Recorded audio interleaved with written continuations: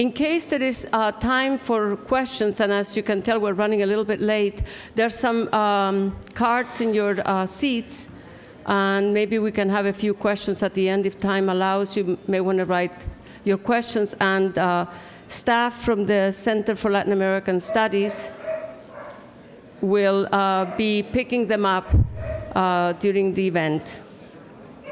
There are also postcards from the Center for Latin American Studies that you might want to fill out. My name is Beatriz Mans. I am the chair of the Department of Ethnic Studies here at Berkeley.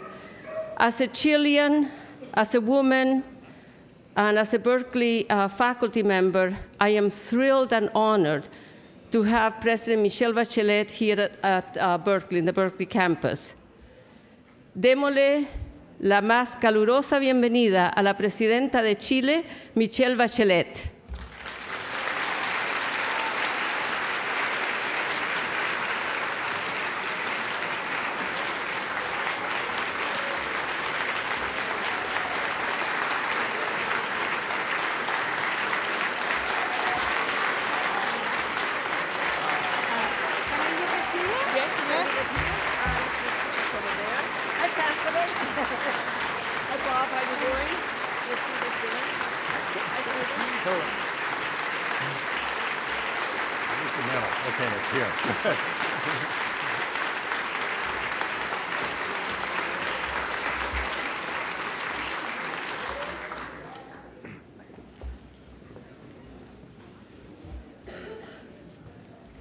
Let me begin by welcoming everyone to this event this afternoon.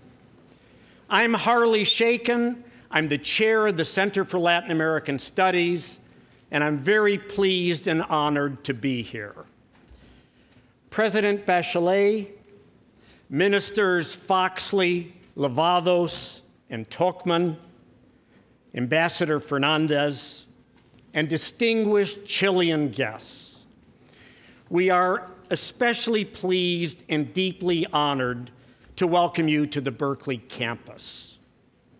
President Bachelet, your lifelong commitment to human rights and democratic values, often at great personal costs, have a special relevance and meaning at this unique university. Your current focus on this trip to California on higher education, a sustainable environment, alternative energy, workforce development, engage some of the defining challenges of our time. Your visit says that we can far more effectively address these challenges by working together than by standing apart. The Chile-California agreement could be the cornerstone of something that becomes an alliance for green prosperity throughout the Americas. Chile and California share an ocean and an intersecting history. Both have spectacular mountains and beautiful vineyards. And both have produced great poets to capture the magic of our lands. Let me conclude with a small preview of how a Chile-California alliance might work. I would like to read a brief excerpt from a poem by Pablo Neruda, especially appropriate on this sun-drenched afternoon, in a collection that was translated in part by our friend and Berkeley colleague, Robert Haas, the 2008 winner of the Pulitzer Prize in Poetry. It pleased me to grow with the morning, to bathe in the sun, in the green joy of sun, salt, sea light, and wave. This sun, salt, sea light, and wave is our heritage today and ought to be our legacy for tomorrow. This visit seeks to make the sun our ally in creating energy in Chile and California, rather than an enemy in warming the earth. This, too, will be poetry. It is my great pleasure to introduce our Chancellor, Robert Birgeneau.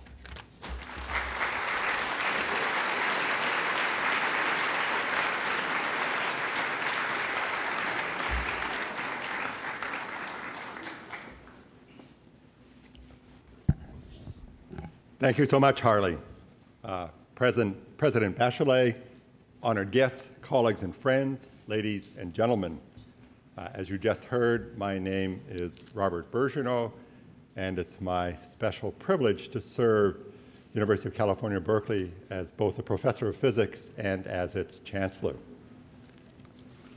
It's my very great pleasure and honor today to welcome to the University of California, Berkeley campus President Michelle Bachelet of Chile and members of her government. While her visit as a head of state is a very formal occasion for us, we're also delighted to welcome her to UC Berkeley as a member of our extended family. Perhaps not known to you, perhaps not even known to Harley, President Bachelet is the aunt of two of our graduates, Chris and Andre Bachelet. And Jack Clark, which is a name that any sports fan here will recognize, the coach of our perennial national championship rugby team, informs me that they were both outstanding rugby players during the time in the Cal 90s, during the 1990s, and helped contribute to Cal's preeminence in rugby. So please send us many more of your relatives. Michelle Bachelet's election to the presidency of Chile in 2006 was an historic moment for her country. Her election marked a signal moment in the consolidation of democracy in Chile, 16 years after the end of the Pinochet dictatorship. As you heard, President Bachelet combines a deep, lifelong commitment to democratic values and an exceptional personal biography. She saw her father jailed and die in prison in 1974. She and her mother were arrested and tortured and sent into exile. Returning to Chile in 1979, she completed medical school and began working as a pediatrician in a clinic that tended to children whose families had been tortured. Ricardo Lagos, elected president of Chile in 2000 and great friend of the University of California, Berkeley, appointed Ms. Bachelet as Minister of Health. After 2 years in that position, she became the first woman defense minister in Chilean history, a powerful symbolic moment for the entire country, given her personal story. As president, she has focused on reducing poverty and social inequities and on stewarding economic growth in Chile. Today, she has come to California and to the University of California, Berkeley to promote active collaboration in alternative energy, higher education, and innovation. In particular, she is seeking sustainable solutions to Chile's energy needs. As many, if not all of you know, Berkeley is an established leader in global energy and the environment. As part of our public mission, we are committed to helping solve global challenges. We are playing a leadership role in the development of alternative clean energies. We have had a close relationship with Chile for nearly 2 decades through our UC Berkeley Center for Latin American Studies, and we look forward to a continued relationship that benefits Chile, Berkeley, and the state and people of California. To honor this signal occasion, we are proud to present President Bachelet with Berkeley's highest award, the Berkeley Medal. I had the honor of presenting this award 2 years ago to former President Lagos. I'm now deeply honored to present it also to President Bachelet for a career which embodies integrity, moral courage, and democratic values, all of which reflect the ideals of the University of California, Berkeley.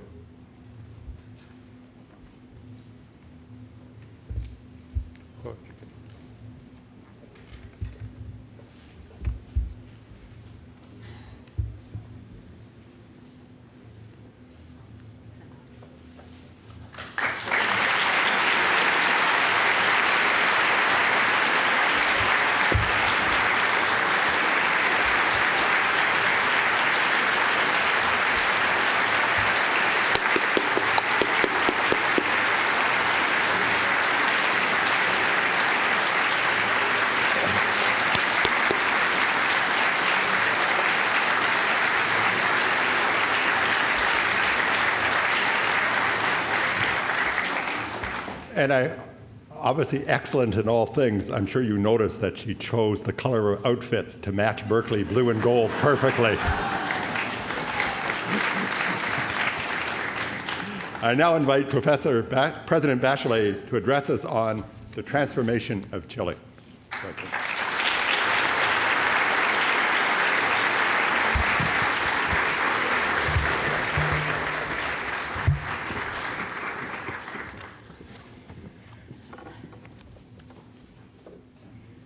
Chancellor Robert Vigeno, Vice Chancellor George Breslauer, Harley Scheiken, Director of Center for Latin American Studies, friends, Chilean delegation.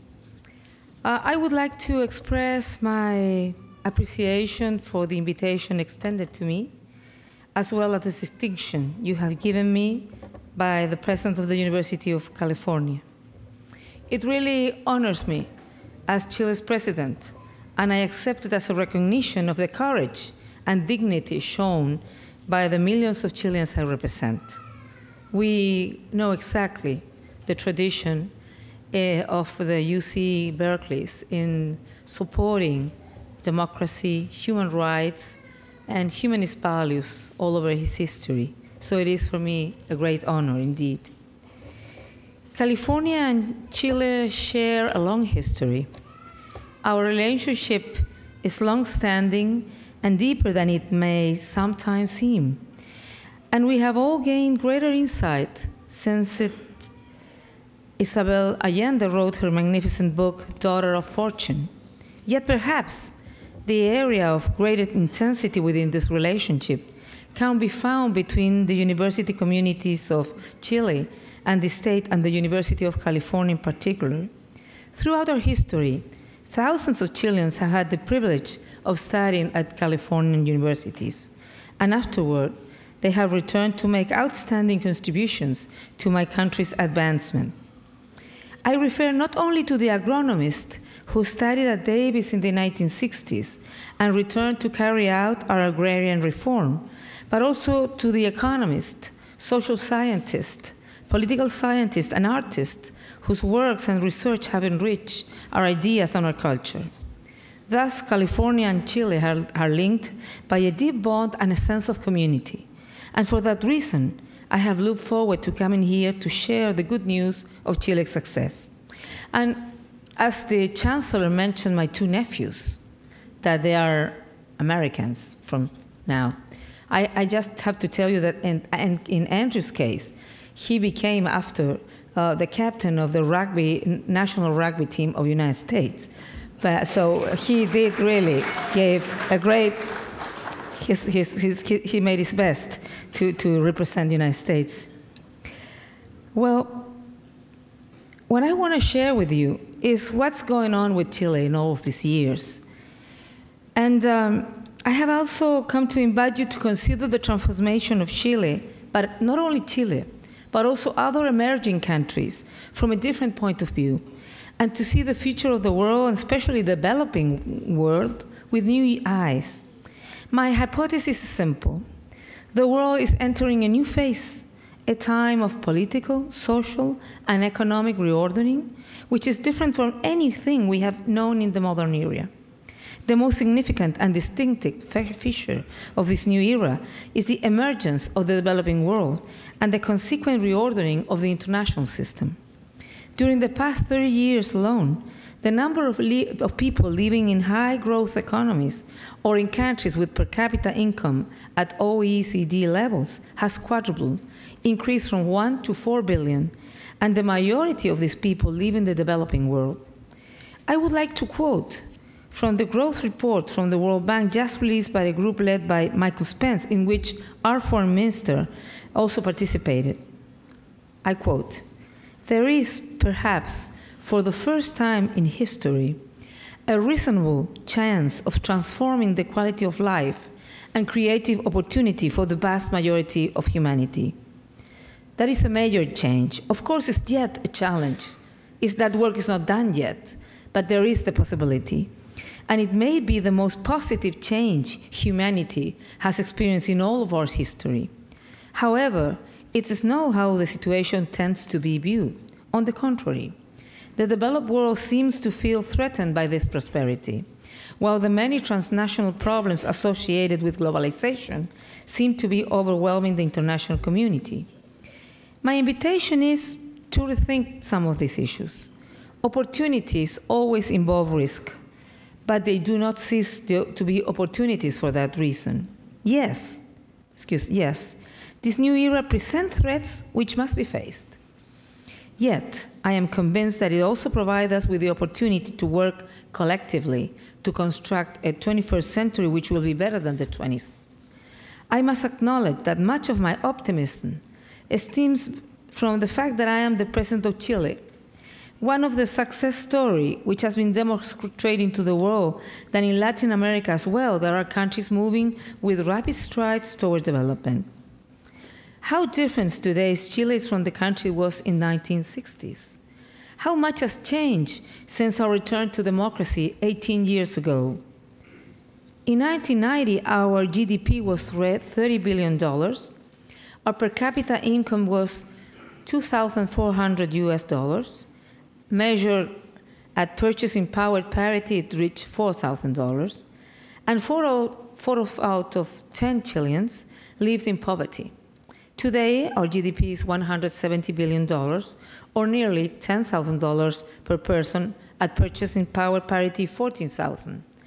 And most importantly, only 1.37 out of every 10 Chileans still live in poverty, a figure that continues to decline each year. When I'm saying this figure, I'm not telling you that we have solved every problem, not at all.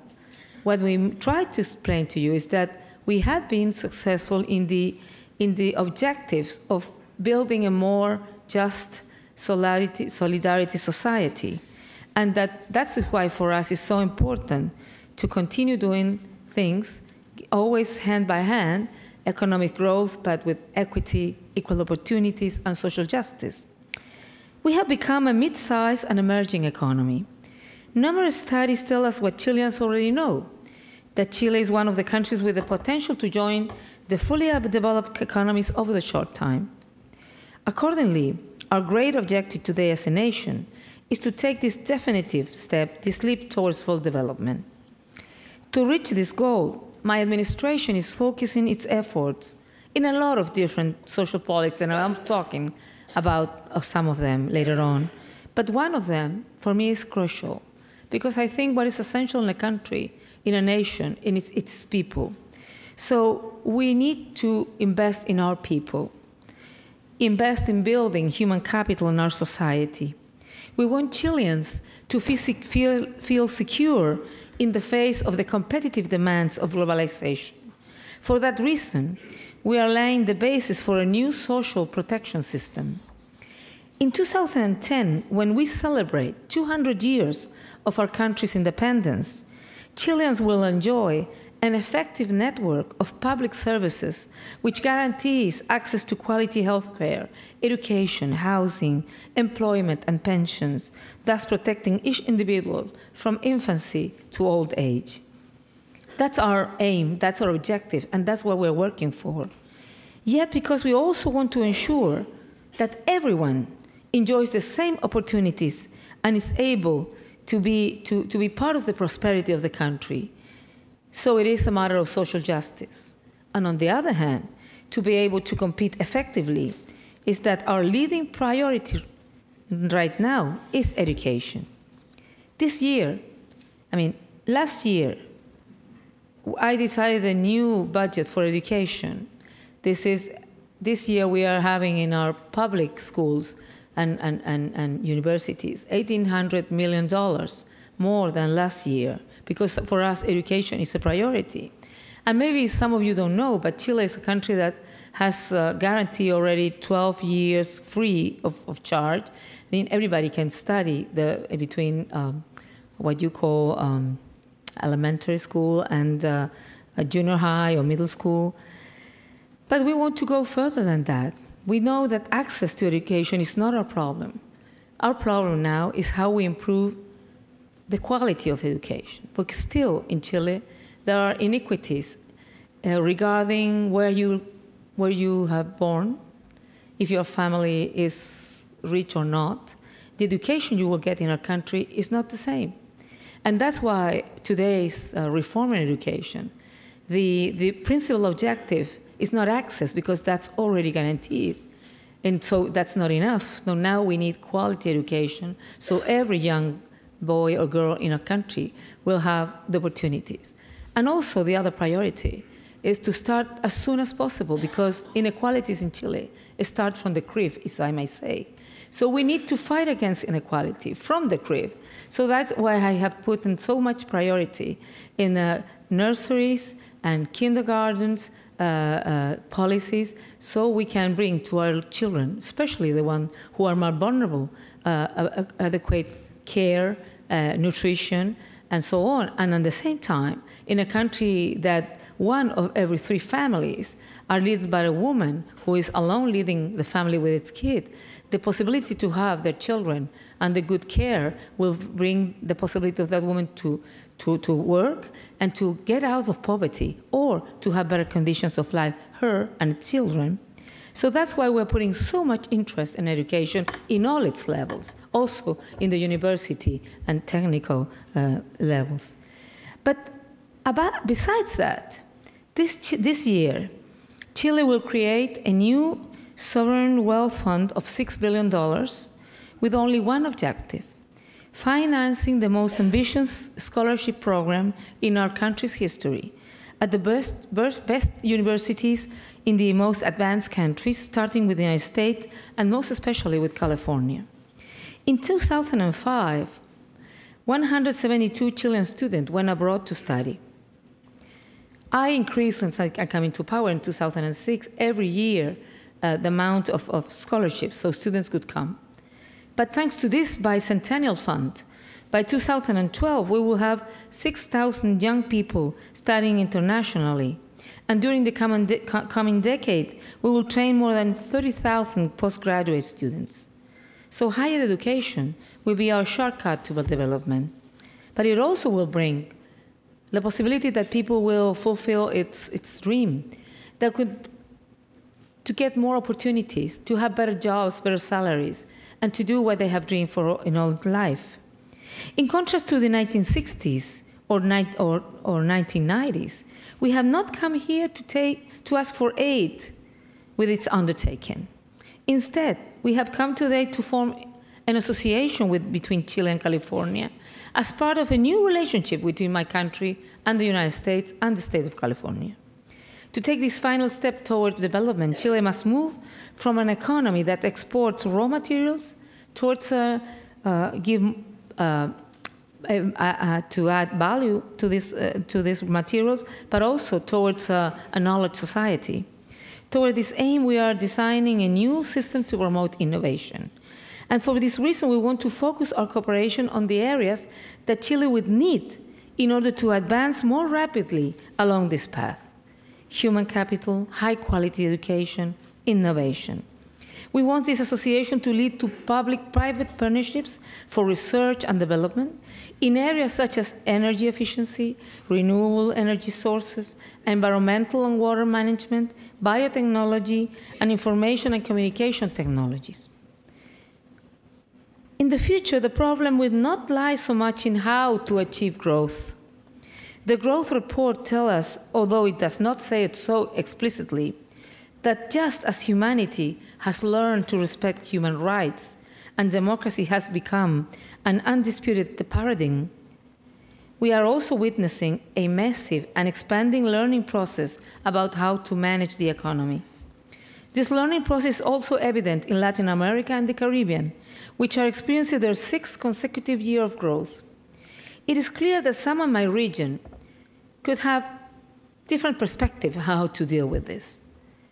But the prosperity of the region's leading economy, such as Mexico and Brazil, most of Central America and the Caribbean, Colombia and Peru, to mention just a few of them, in addition to Chile, demonstrates that the region is moving along a clear path of progress, which we must maintain.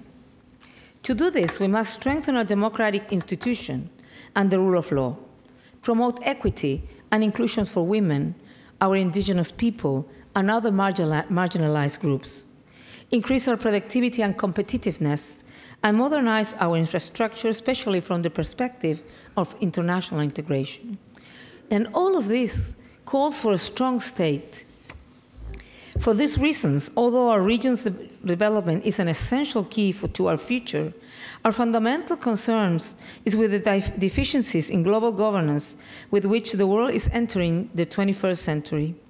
We have already seen that the emergence of the developing economies will have very positive social and political consequences. This process is lifting billions of people out of poverty, and will continue to do so, allowing the inhabitants of these countries to enjoy standards of living that they never could have aspired to before. However, it is also very likely that this transformation would lead us towards a multipolar international system that may be less stable. The riskiest aspect of multipolarity is the strategic dimension. The world will become less secure if the power of nuclear arms and the size of the nuclear arsenal increase, if the number of nuclear states expands further, and even worse if terrorist groups acquire weapons of mass destruction. The emergence of new global powers is being accompanied by the broadening of a growing set of problems to a planetary scale, problems that were previously confined to individual countries or regions. The result is that the number of problems affecting all of humanity, affecting all of us equally, has increased. For this reason, the 21st century will be increasingly complex, and greater efforts will be demanded of us to ensure that the new international system brings an advance in global governance. Whether this new order is better or worse, it will depend on all of us. Thus, the question for today is, what is the best strategy to ensure that the coming era, a time when the world will become more diverse and more complex, will also be an era of progress? Our response must be constructed collectively. Chile believes that there are 3 challenges we must address as an international community. The first is to understand that the only effective path ahead of us is one of increased international cooperation and renewed collective action. It is one that will allow us to transform the worldwide problems which are currently expanding across nations and regions into global public goods. I am talking about problems which affect us all, but also about solutions that benefit all of humanity without distinction. I am talking about coordinating our efforts to ensure peace and security, to stop climate change and global warming, and to manage and invigorate the global economy. I am talking about concluding the Doha round, to reduce prices and expand the market for food, stimulating growth when needed during turbulent times, reducing poverty and hunger, and controlling pandemics. It will be impossible to create global public goods without building the necessary institution for this purpose, and thus Our second challenge will be to construct and improve a more effective, more representative, and more transparent form of multilateralism, a task in which the United States will bear an unavoidable responsibility. Recent years have not been easy in this respect. Preference has been given to unilateral courses of action, and multilateral institutions have been weakened just when they were most needed. Yet we have confidence that this will change, because today there is a growing call for improved global political coordination and more effective collective action.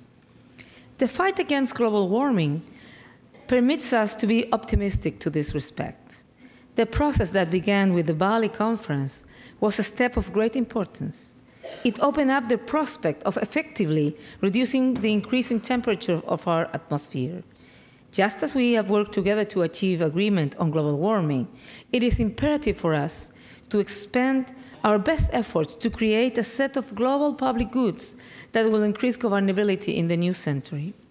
Financial turbulence and rising inflation around the globe must also be seen as an incentive to renew our international economic and financial institution. The third challenge for the international community will be to bring about a more equitable globalization process. Globalization is a source of opportunity. However, it also threatens the weakest community, which are unable to adapt to the new demands of productivity and competitiveness. In the United States and Europe, as well as in the developing world, globalization is destroying traditional cultures and networks which for centuries have provided identity, security, and a sense of belonging to a greater community. We must prevent globalization from becoming a great source of uncertainty, arising from the enormous transformation of our era, which reduces the legitimacy of modernization or post-modernization processes and threatens our political, social, and even strategic stability. For this reason, governance in a globalized world also depends on our ability to come up with new answers and successfully face the challenge of rebuilding social cohesion, a social protection system. These are the challenges we must face today in order to secure our future tomorrow. If we ignore them, the cost will simply continue to increase, and we will move toward a world that is less governable and certainly more dangerous. My dear friends of the University of California, Berkeley, our fundamental challenge in this new era is to effectively fulfill our responsibilities. Together, both developed and developing nations, we must demonstrate that human beings are capable of making progress, that we can construct a 21st century that is better than the previous one. In Chile, we are optimists. We have succeeded in changing our destiny, and we are ready to work with the United States and the international community to meet this challenge. Think again. Thank you very much.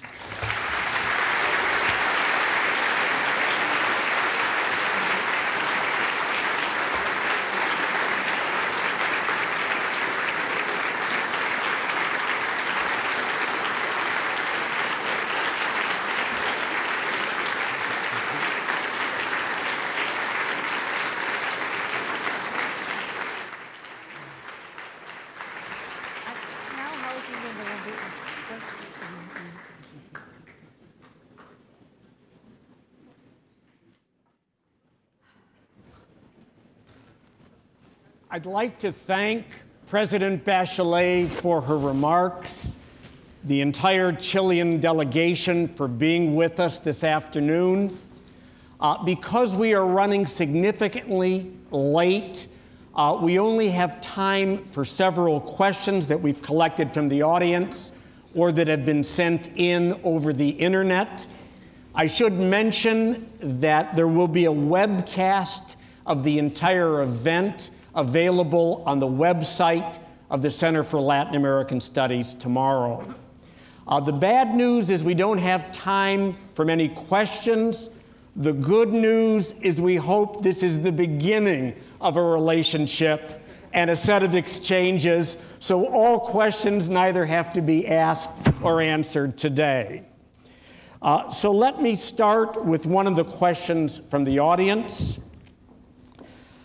Chile has a large desert in the north, one of the driest in the world, which could harness energy from the sun.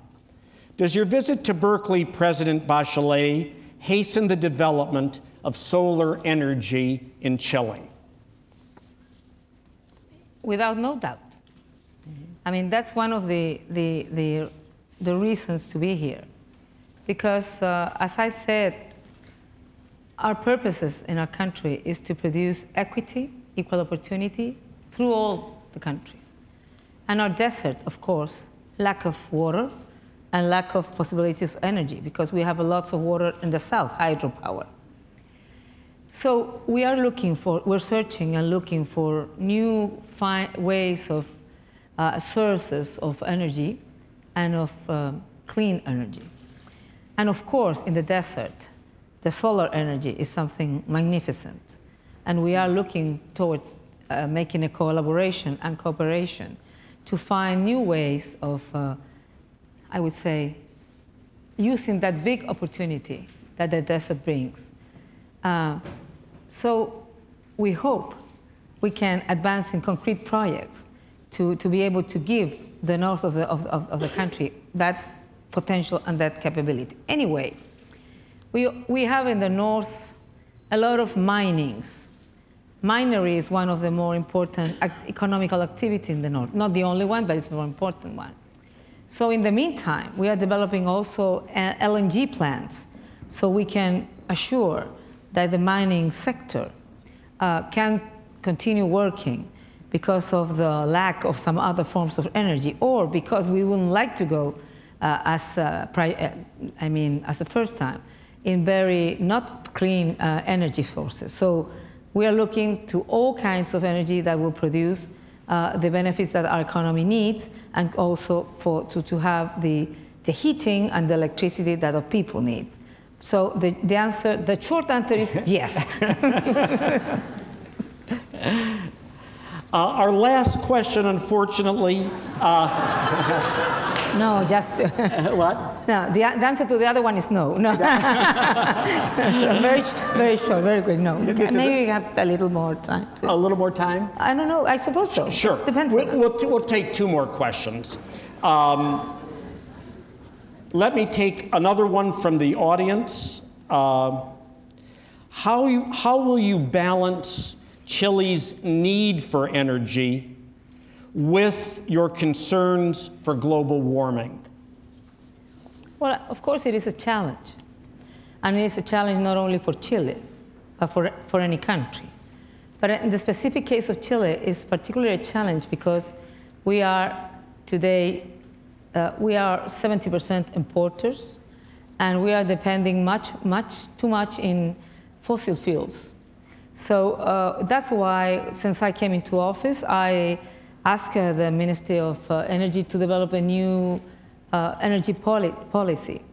And it has had three main objectives. One of them is to assure the energy that we need, diversifying our energetic matrix, diversifying not only the sources of energy, but also the providers.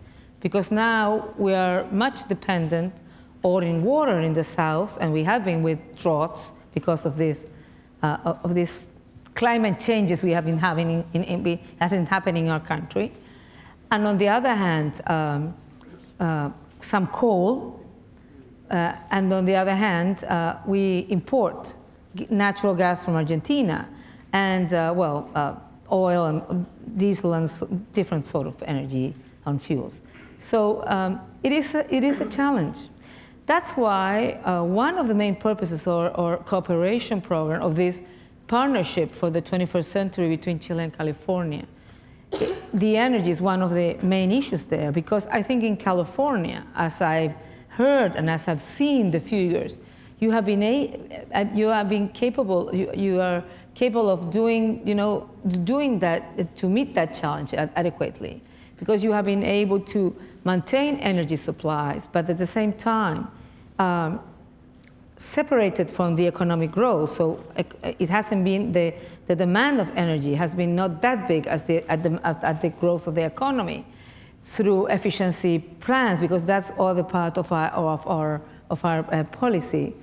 But at the same time, how we deal with sustainable economy and sustainable development.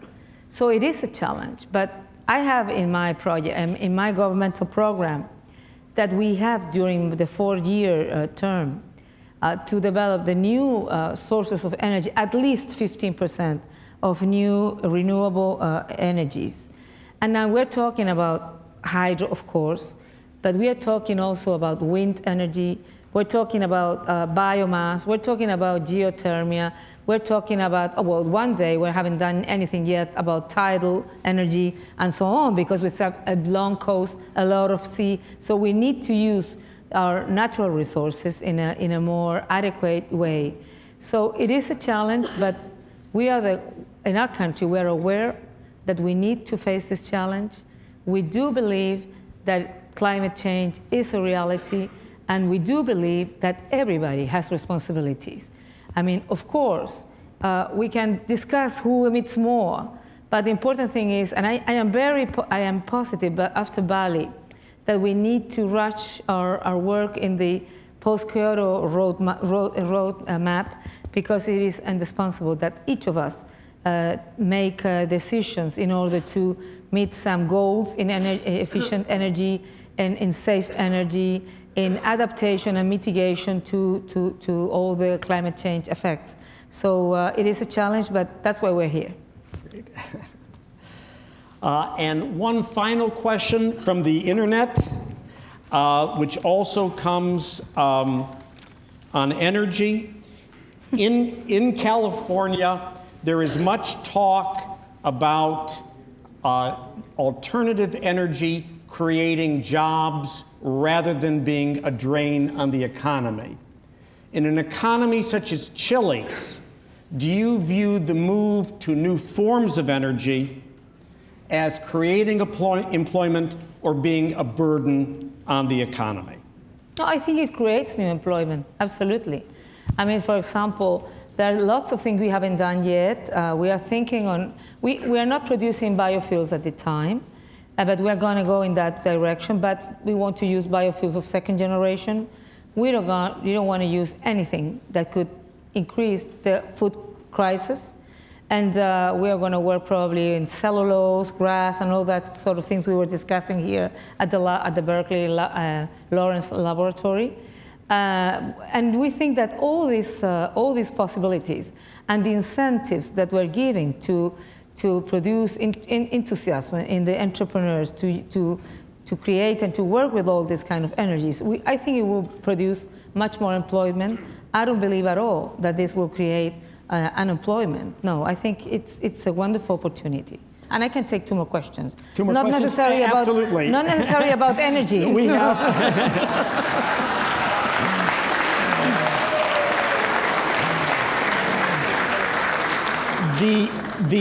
Actually, the overwhelming number of questions that I don't care about nasty question either. We have those too. We have another one from the internet.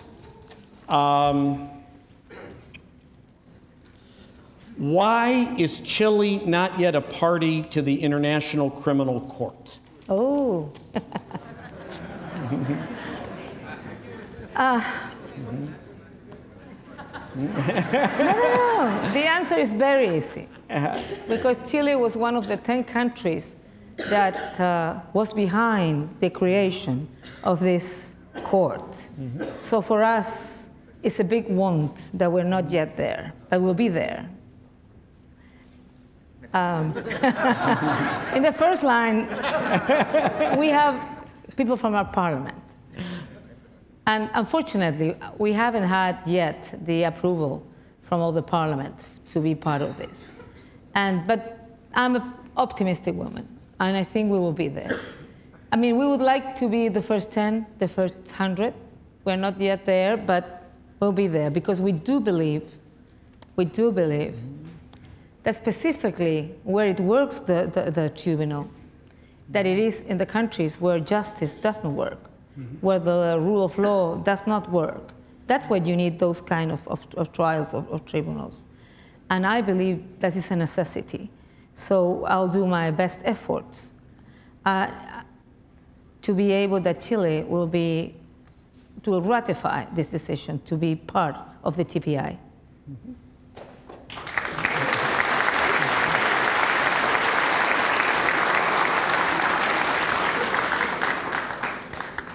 And now for another question on energy. No, that's... It was a joke, it was a joke. That's a little joke. This is a multi-part question under the general rubric, what about women? I will simply focus on 2 parts. Can you speak about the issue of domestic violence and the feminization of poverty in Chile? Well, of course, as you can imagine, women and gender issue has been one of my important priorities. Not only as president, while I was Minister of Health and of Defense, I worked a lot while we designed the objectives for the 2010 as the health goals that we want to meet. We included a gender perspective and specific gender issues and women issues, like analgesia in childbirth and many others. Or like mental health programs in the primary care system.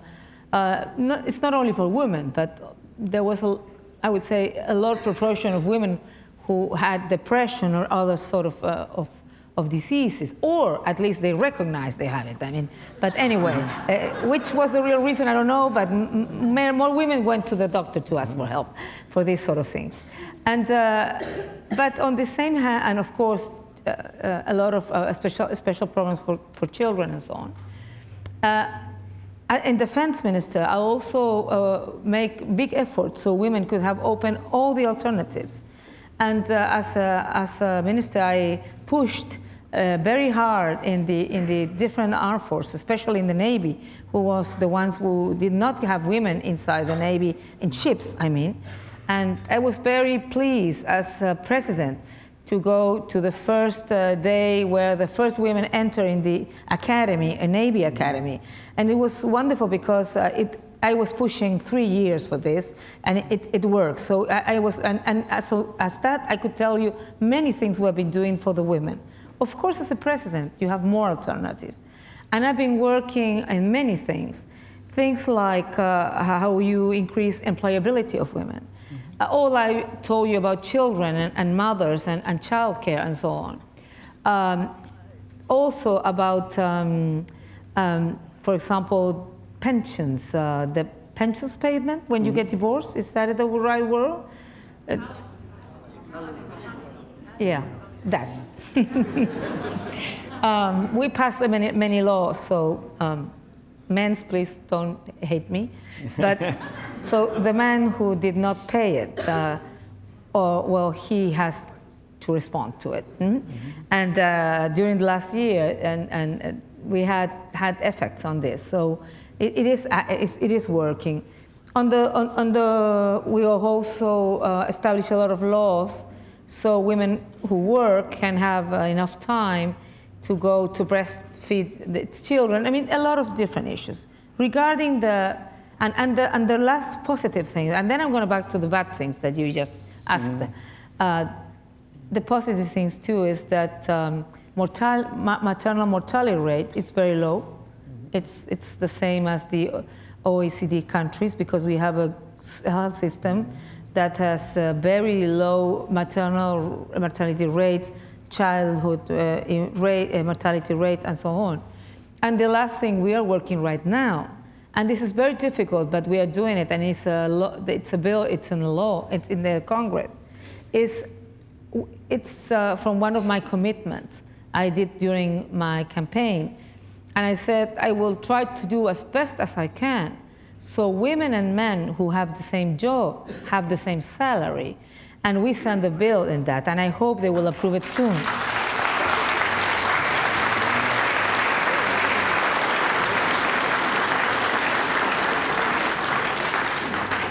And many other things that I might forget, but we have also an ugly face in this.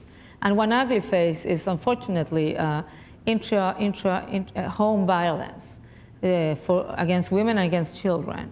And I'm not proud at all of the rate, of the amount of women who have been killed by its spouses or partners or husbands or boyfriends during this year or last year. And I think we have been dealing with this issue from many points of view. First of all, we have passed a law that, because before, these sort of crimes were, or not the crime, but the violence, I was going to say normal violence, the no normal violence. I mean, the violence that it's with doesn't mean going into a murder. It was considered with a very, I would say, low, how you say, ¿cómo se dirá? Falta? No, una falta legal.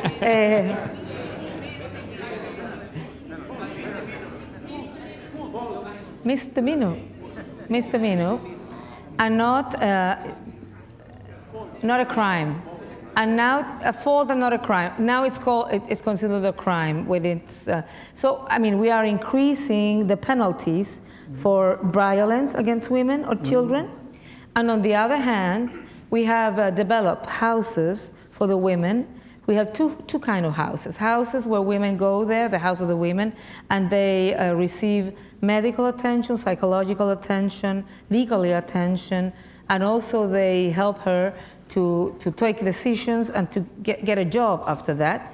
But we have another houses that we have been developing because there are some women who are at great risk, her and her children.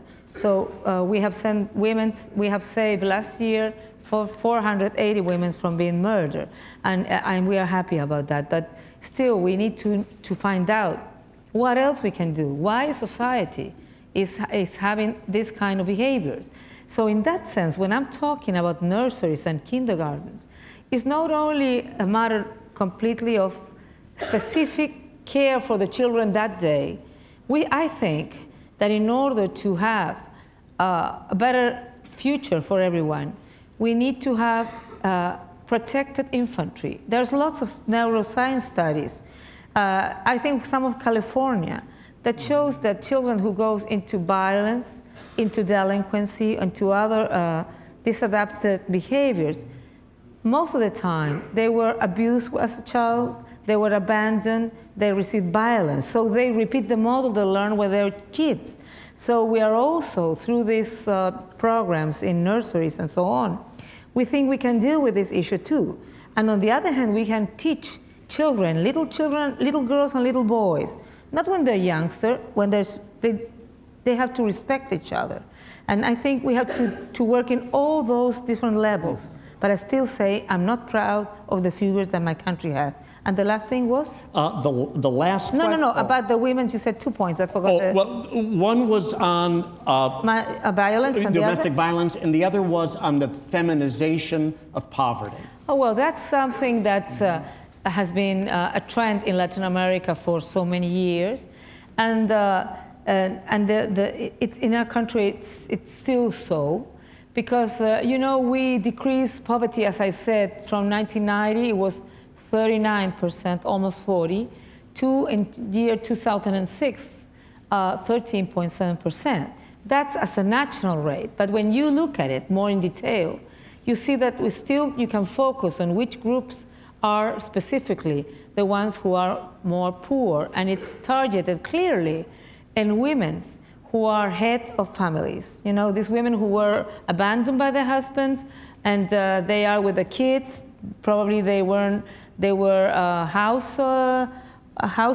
They did not have a job, and usually they are people who already come from a very low social economic status. So they usually have more children than women who are professionals or who are, you know, in a better social condition.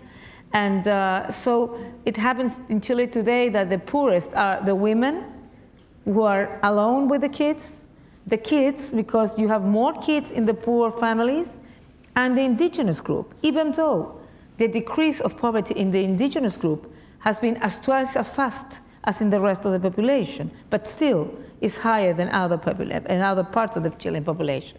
So that's why we have very strong focus on empowering women, developing capabilities for increasing its employability, child care, of course, education, health, and so on, but also in older people. We just passed a law for the pension system, social pensions reform, and it will begin putting to entry on the 1st of July. We'll start paying better pensions for all men and women in our country. First of all, the 40% more poor of our country.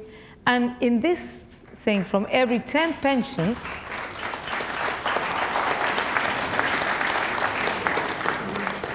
oh no, I should have said correctly, from every 10 persons who will receive this, 6 will be women.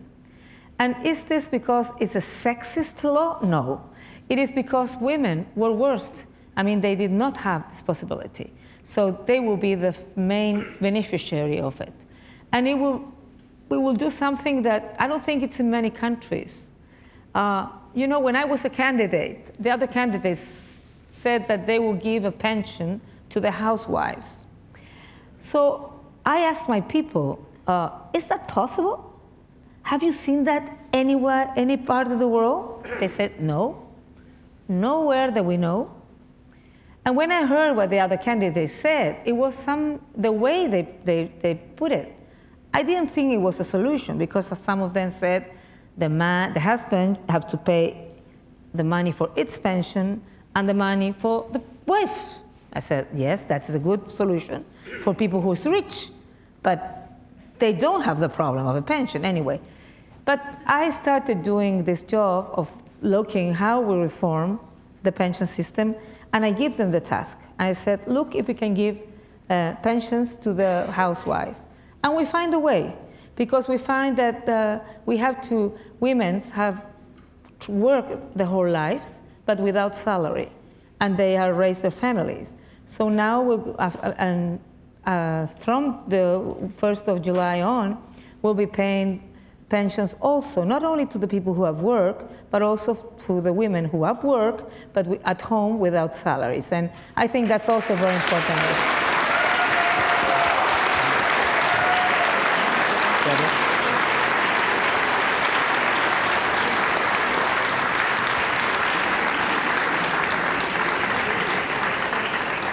Unfortunately, I'm told that was our last question.